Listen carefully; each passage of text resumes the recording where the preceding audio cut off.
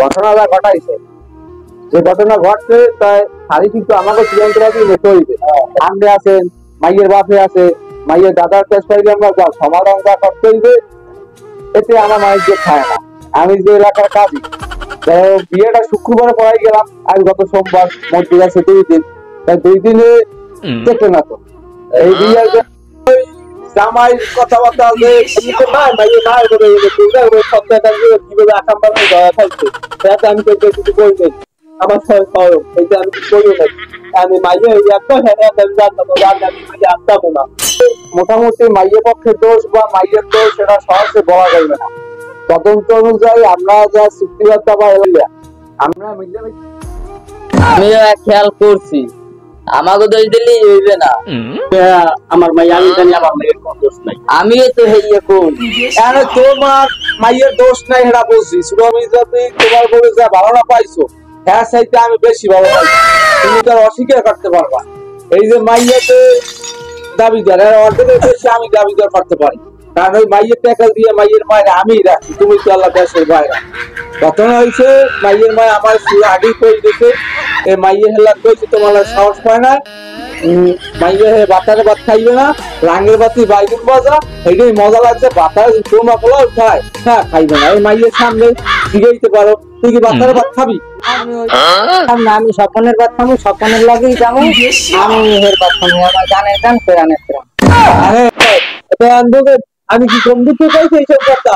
আমি সব সত্যিটাই কইছি, যে অত্যাচার করছে আমার মাথা কোনো দেখে আছে, আমি সেটা হতে পারিনি, আমি কি হয় আমি স্বপনের লাগে, স্বপন আমার গানের গান। মাইয়ের কথা বলছেন চূড়ান্ত ভাবে যে কইছে যে বাতারের ভাত খাইবে না, লাঙের ভাত খাইবে, লাঙের ভাত বাইগুন ভাজা, আমরা যে সবাই মিলে আসি, মাইয়ের বাপে আছে, পোলার বাপে আছে, এলাকার মেম্বার সেই আছে, আমরা সবাই মিললে ফয়সালা যেন সুযোগ সুবিধা হয় সামনে দিতে। এই রান্না চলাফেরা করে, হ্যাঁ ভাইয়া যদি পাবে তার তুই ভাত খাবি না, বাচ্চা খাইছে বাবা সর করো বাবা, ওই কেমন ওই পোলাটা, ওই পোলাটা কেমন দেখ না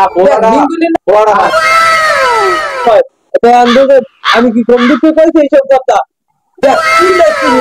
কমবে ওই একটা বাইরে জানি আর কমবে বেটা একটা মিলে কুমারের মতো চেয়ার কি তোরা তো রুচি, তোর মায়েরা তোর কোন রুচি কোনো বলতেই জামাই কথাবার্তা আছে, তার কোনো দাবি দেওয়া আছে কিনা বা সে মাইয়া থাকবে কিনা তার কিছু কথা আমরা শুনি, তারপর আলোচনার সামনে আগাই।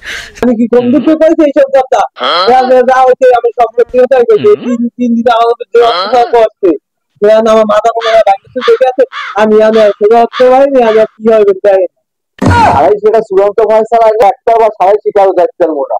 এরপর যা হয়েছে তারপর সত্য কথা যা, হ্যাঁ তো আমি বলতে পারবো না, যে কইছি মাইয়ের কাছে দিয়েছি, মাইয়ে তো চাপ বলো এর মার বডি বিল্ডিং চাপ, এই উপলক্ষে মাইয়েটা আমি দিয়েছি বডি বিল্ডিং যাতে কম লাগে কোনো লাগে, 6 মাসও বিয়ে দিতে পারে আর 9 মাসও বিয়ে হয়, বডি বিল্ডিং যাতে 5 বেশিতে আমি দিয়েছি।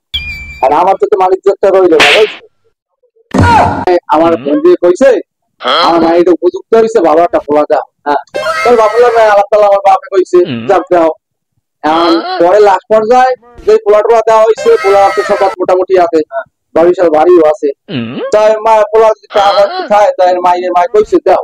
মাইয়ের যে ওদিকে রফিকের পোয়া লাগে তলকার সাগেছি আছে, এরা তো বিষয়টা চূড়ান্ত ভাবে আমার কয় নাই, তো আমার কোনো দোষ নাই আছে। তা আমি আয়োজনা সবাই যে কইয়া তাদের মধ্যে ফয়সলা করিয়া বিয়ে শাদীটা করাই দিলাম, এতে আমার ছেলে 2 পয়সা উগরে না, আমার টাকাটা হতে নাই, কারণ এই দিন মানে টাকাটা বাইরে রাখছে, ও বাইরে পোলার একটু অসুবিধা হলে ব্যবসা বাণিজ্য খারাপ গেছে, দিন মানে টাকাটা বাইরে রাখছে, তাই হ্যাঁ পর্যায়ে আর দেয় নাই। মাইয়া আমি জাত পালো, মাইয়া দেখতেন তো বলে আমার পাশে যে রয়েছে, আমি ঠিক দেখতে পারি না, কথা কথা কইতে কষ্ট হয়, তারপরে বলাই কয় কি মারো ওর বাপের লাগে তো তেমন পাওয়া যায় না, ওর বাপের আমি ভয় পাই, তোমার লাগি তো কই, কারণ তুমি তোর বাপের সাথে যাওয়ার বেশি ভালো।